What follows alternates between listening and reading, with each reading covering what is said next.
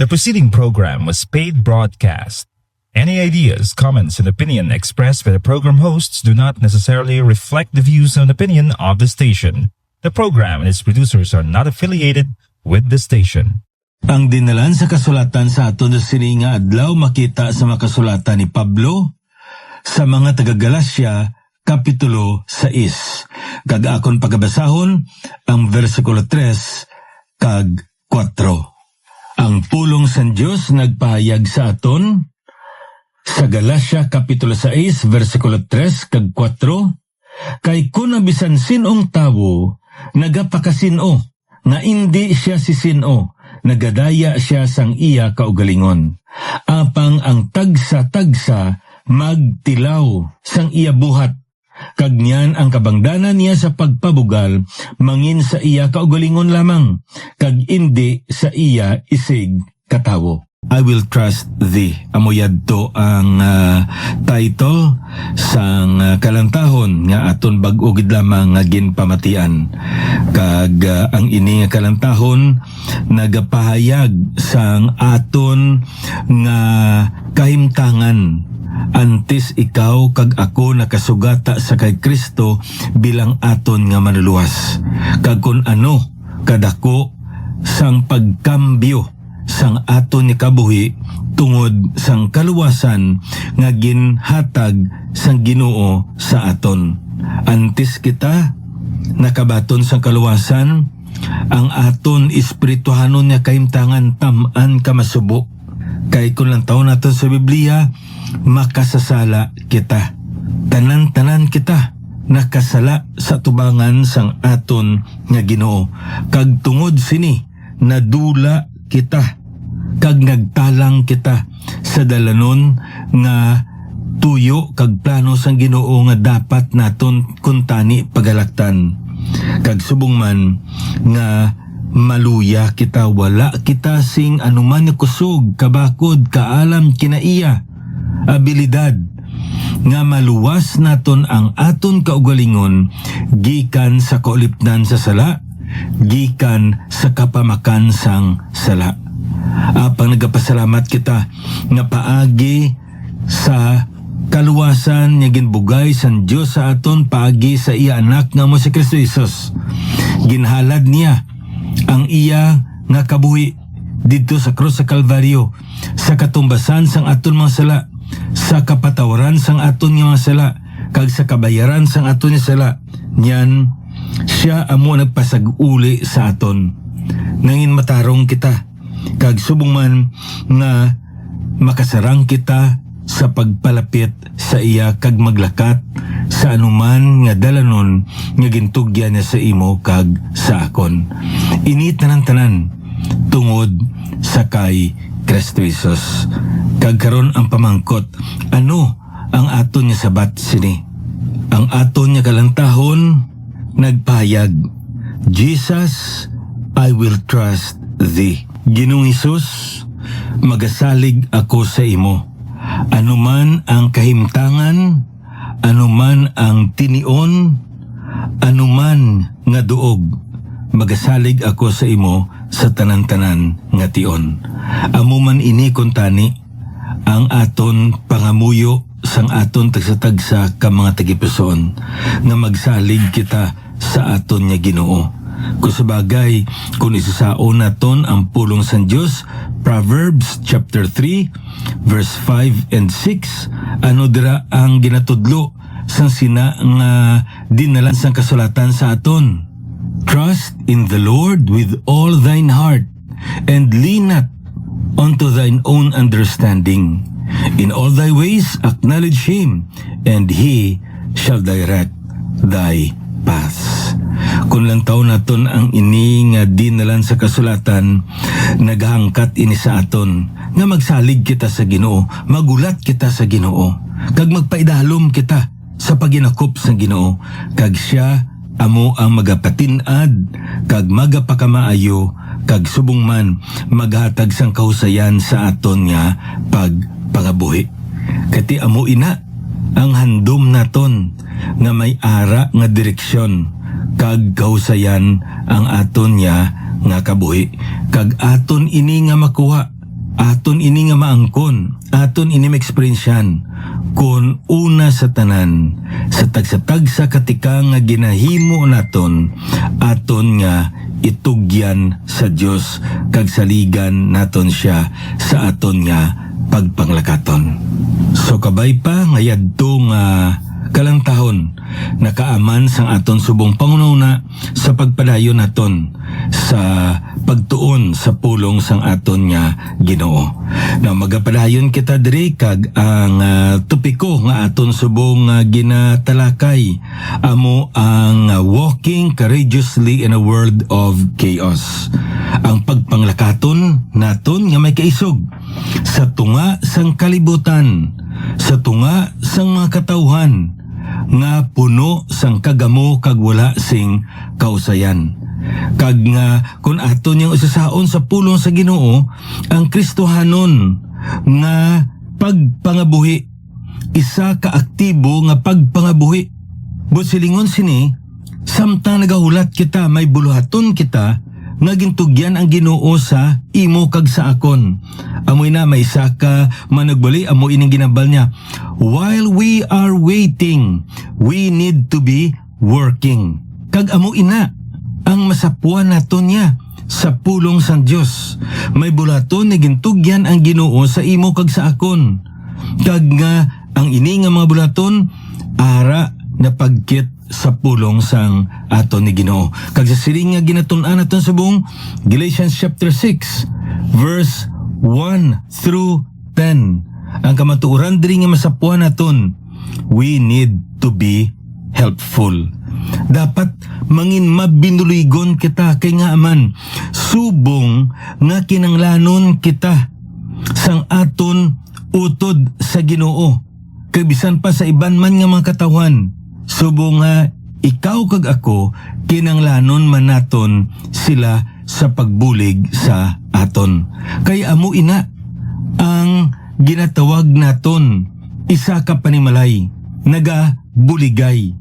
Kag amo ini nga kun aton nga usasaon diri may mga nagkalain nga mga kauturan nga ginlarawan diri si Pablo sa aton nga dapat naton biligan. Verse 1, ang una diri nga utod nga ginsaysay ni Pablo para sa aton amo ang utod naton nga naulog sa sala, the sinning brother, and our responsibility is to help him restore his spiritual standing, his spiritual condition. Kag ang ikaduha diri amo ang ginatog naton the burdened brother, ang aton utod nga ginabug-atan tungod sa mga pagtilaw, mga pagpahangkat, mga kabudlayan niya iya nga ginaatubang. Kag ikaw kag ako bilang tumuluo kag utod naton, ang hambal sa Biblia diri aton siya nga buligan, dala sang iya nga lulan. We are to help him to relieve his burden. And then pag abot naton sa verse 3 up to verse 5, may ari naman diri isa kautod naton kag ginakabig naton ini the proud brother. Utod naton nga nangin bugalon ayan sa iya nga pagpananaw sang iya kaugalingon, ginkumparar niya ang iya kaugalingon sa iban naton nga mga utod man. Kag nakita niya nga mas maayo siya sang sa ila, nga mas importante siya sang sa ila, nga mas maalam siya sang sa ila, nga mas manggaranon siya sang sa ila. Kag tungod sini para sa iya hindi siya dapat magbulig, maghatag sang iya ayhan nga kaluoy kagkabugatan sa iya isikiparyo nga tumuluo. Tinagambal diri si Pablo nga dapat hindi amo ina ang aton nga kinaugali, kay subong man nga ang ina nga klase sang kinaugali nagadaya ina sa iya mismo nga kaugalingon. Kag tungod sini ang ginhatag nga solusyon sabat ni Pablo sini diri sa versikulo 4 kag diri kita magapadayon. Apang ang tagsa-tagsa magtilaw sang iya buhat kag nyan ang kabangdanan niya sa pagpabugal mangin sa iya kaugalingon lamang kag indi sa iya isig katawo. Ano bot silingon sini diri ni Pablo? Ang ginatudlo sa sini nga dinalan sa kasulatan sa aton niya mo sini sa isa katumuluo nga nagapabugal nga mas maayo siya kumparar sa iya nga utod. Ang hambal diri ni Pablo nga tilawan niya ang iya nga binuhatan. Examine, judge, search amo inang pulong nga magamit naton diri. Scrutinize, test amo ina nga mga pulong ang pwede naton diri magamit. Kag anong ginambal diri ni Pablo sa aton? Ano ang aton pagabasihan sa pagtanaw, sa pag-usisa, sa pagtilaw sang aton nga mga binuhatan? Of course, wala na sang iban pa kundi ang pulong sang Dios. Hindi naton pagtan-awon ang aton nga mga binuhatan suno sa mga binuhatan man sang iban. Kun hindi, aton takson ang aton nga mga binuhatan. Takson naton ang aton nga pagpangalagad. Takson naton ang anuman nga mga butang nga ginahimo naton para sa Ginoo paagi sa aton nga mga utod suno sa bugay kag subong man sa hiyas nga gintugyan sang Ginoo sa imo kag sa akon. Amo ning kamatuoran diri nga makita naton na walay sapayan nga wala ini gindirektagid ni Pablo saysay. Pero isa ka butang diri nga makita naton nga kun lantaw naton ang standard diri indi gali ang binuhatan sa iban. Kaya nga man, lain ang plano sa Ginoo sa imo kag lain man ang plano sa Ginoo sa iban man nga makauturan. So hindi pwede nga takso naton ang aton kaugalingon sa iban man o kung sa aton man isig kapareho nga tumuluo. Ang gusto diri pangop sang Biblia sa aton nga takso naton ang aton nga pagpangalagad suno sa hiyas kag subong man sa kapasidad kag sa bugay nga ginhatag sang Ginoo sa imo kag sa akon. Kag nyan paagi sini mapahayag naton nga may kalipay kita kun sibo gid ang nahimo naton o kun ang aton nga paghimo indi kag makatag ini sang kasulubon sa imo o kon sa akon man. Amo ni ang klaro diri nga punto nga makita naton sa pulong sang aton nga Ginoo. That's why kun aton gili nga lantawon, aton gid andaman kung paano kita maglantaw sang aton nga mga pagpangalagad sa Ginoo. Ilabi na gid sa aton nga pag-ulikid, pagbulig, kag subong man pagpahayag sang aton kabugatan sa aton nga isig kapareho. That's why sa aton nga ginambal diri balik kita sa Matthew chapter 7. Kag amo ini ang ginatudlo diri sa aton parti sa paghukom. Nagambal diri aton ni Ginoo, dili kamo maghukom agud indi kamo paghukman. Kay sa paghukom nga inyo ginahukom, hukman kamo. Kag sa talaksan nga ginataksan ninyo, takson kamo. Now anong bot silingon sini? Kung lantaw naton ang ini nga dinalan sa kasulatan, kung aton lang usisaon sa hapaw, makita naton nga daw ginadumilian kita nga maghukom. Apang kung aton pagit insindihon sing maayo, nagpadayon diri ang aton Ginoo. Kung ano ang klase sang paghukom ang ginagamit naton sa paghukom sa aton isig kapareho, amo man nga paghukom ang gamiton sang Dios sa imo kag sa akon. So, kung lantaw naton ang klaro diri nga kamaturan nga makita naton nga amo sini. May mga paghukom nga ginadumilian. Kag may mga hukom nga imo kag akon nga pwede naton mahimo.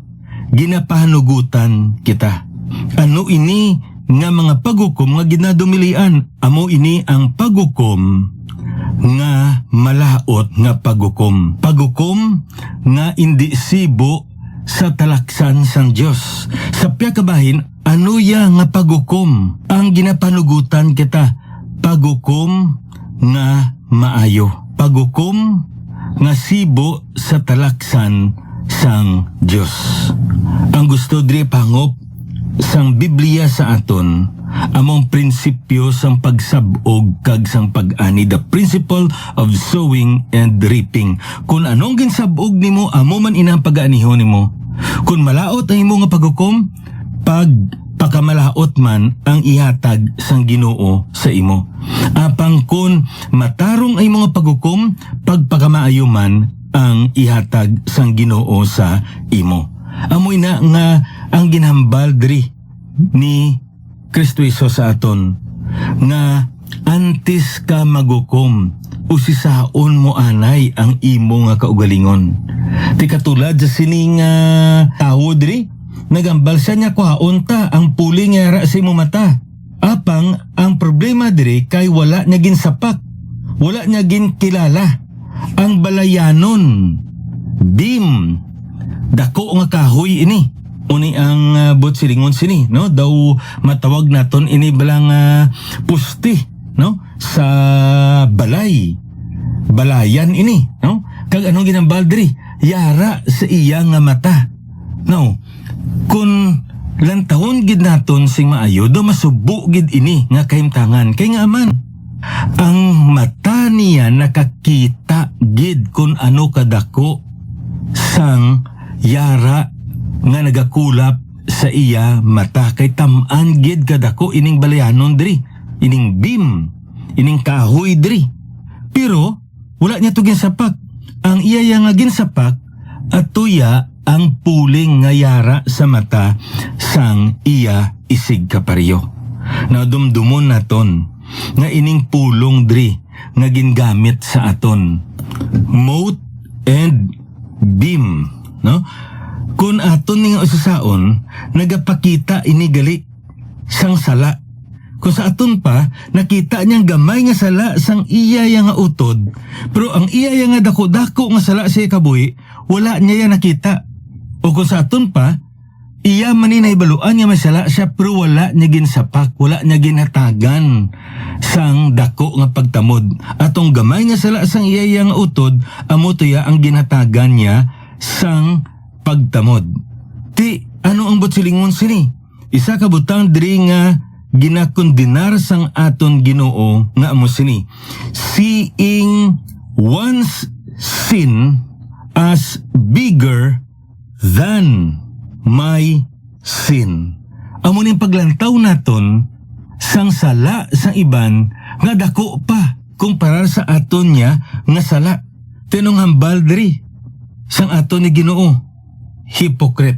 Amoy ng pulong nga gingamit sang Biblia sa aton. Hypocrite. Salimpapaw. Ining pulong nga salimpapaw, ang paglarawan diri sa Biblia sa aton, ang tawo bala nga dua ang iya nga tsura. Ang iya nawong dua. Anong silingon sini? Kung magabal kita dua ang nawong, hindi o nga paktan kundi indang tuod. Ti amo ini, nga anang hinipokrito siya kay nga aman. May ara siya nga motibo nga magbulig, pero sa pagkamatuod, ang iya motibo lain. Ang iya nga motibo agod mapakamalaot, kag subong man makondina niya ang iya nga isig kaparyo.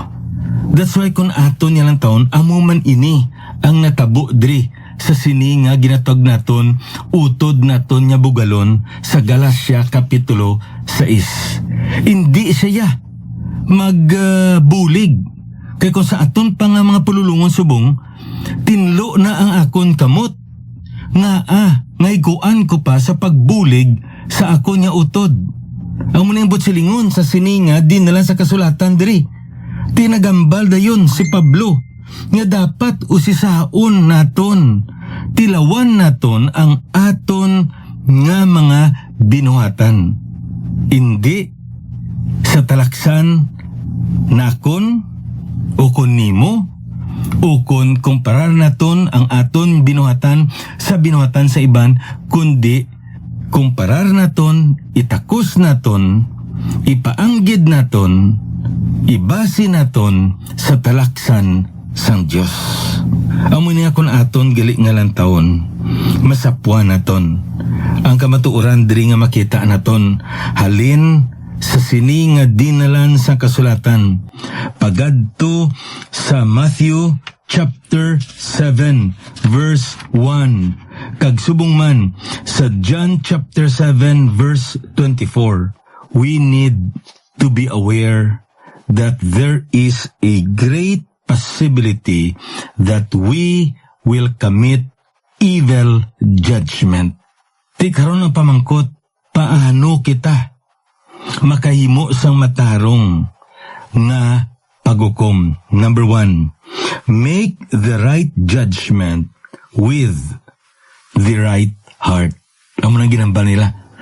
Himo kita sang nagakaigo matarong nga pagukom paagi sa isaman ka matarong nga tagipusoon. Anong ba't silingon sini? Kung sa aton pa, una anay, himuon naton ang aton kaugalingon nga matarong sa tubangan sang Dios, nga wala kita sang kasawayan, agod nga kun magsaway kita sa iban, hindi ini mangin kabangdanan nga mahikayan kita, ukon mapasipalahan manaton ang Dios. Ang isa sa mga butang nga tamaan gid ka delikado nga matubang naton nya mo sini. Hambalon kita sa aton utod. Nugay kada saway sa akon. Ikaw gani mas sobra pa. Amo ini ang alandaman. That's why when we make judgment, we should have a right heart. Nagakaigo kayo ang aton nga tagipuson, ang aton nga kabuhi. Number 2, make right judgment with the right motive. Ano gid ang tinutuyo naton? Importante gid ina. Amo na kun aton nga lantaon sa Biblia, sa pagbulig naton, restore. That's the what? Motive. Ano pa nang makita naton? Relieve. That's the motive. And then re-examine.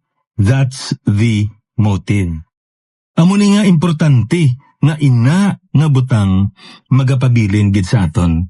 And then lastly here, make right judgment for the right time.